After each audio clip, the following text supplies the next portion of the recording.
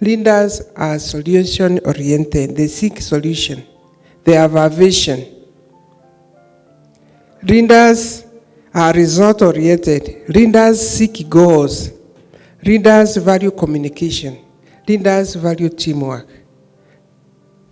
Leaders never give up, they persist. Then, with all what I've said, that tells us leadership is so complex that it cannot just be left by chance. And I think that's why you have seen now moving forward, we have leadership as a body of language, a body of knowledge. Leadership has become, in the last 30 years, a body of knowledge. That's why you hear some people are going for MBA leadership, master's leadership, in fact, even PhD, an aspect of leadership. So, in that background, it is very, very complicated. And now, I just want to congratulate the Public Service Commission for teaming up with the other two organizations to purpose to develop leaders in the public service. And I can connect that with what His Excellency the President, Uhuru Kenyatta, desires for public service. Many times he has said he would want to leave a stronger public service than he found it. One way of leaving a stronger public service is through developing leaders at entry level. And that has helped His Excellency the President leave a stronger public service through the internship program we have had, through other efforts, through MDAs who are making effort in training, developing leaders. Therefore, we are spending much time here, but it is worthy spending because this is the only way we can be able to strengthen our public service because we also know the role it plays. I'm also very happy to see Karen Wakoli here. Karen, where are you? Please stand. Can you say you are my student? Please have a seat.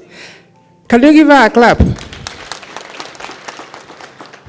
Karen is a leader par excellence because I know her. In the Public Service Commission, when we are starting a program like this, the American Embassy approached Public Service Commission to identify leaders in the public service to go for a training of young leaders, Young African Leaders Initiative by President Obama. It's called YALI. Karen was the first, among the first young African leaders in that program, if she hasn't told you. And through that, I think she's much, much better. It could be almost 10 years now. She's now much better. She has developed her leadership qualities, and she can run a program like this. So I'm glad, Karen, I can see you here. You're persistent, and you have a program on leadership, and especially targeting the youth. So I think those who interact with someone like Karen and other facilitators, I'm sure you have a privilege. I'm pleased to join you today as you launch the Public Service Emerging Leader Fellowship Program. This program is timely in the public service and it will go a long way in strengthening value-based leadership and supporting institutional building. I thank the Commission and the management for putting together such a relevant learning and development program. Further, I wish to thank both the Emerging Public Leaders and the Emerging Leaders Fellowship for coming together and joining hands with the Public Service Commission to develop this program. Ladies and gentlemen, the main goal of the program is to develop young public servants to be aware of skills and competencies for public service.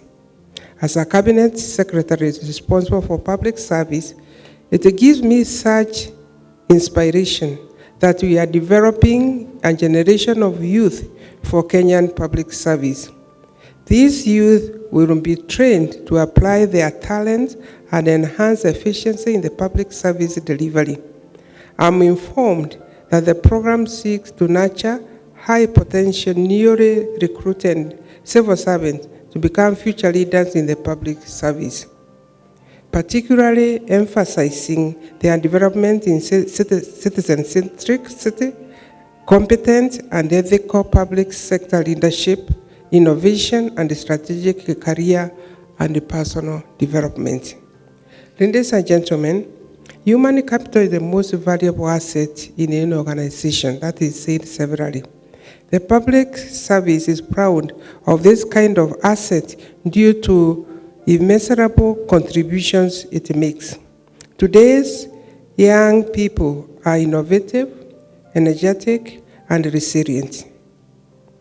Due to the technological advancement, we are dealing with a generation of young people who are more connected than the previous generation and are deeply engaged in whatever they choose to do.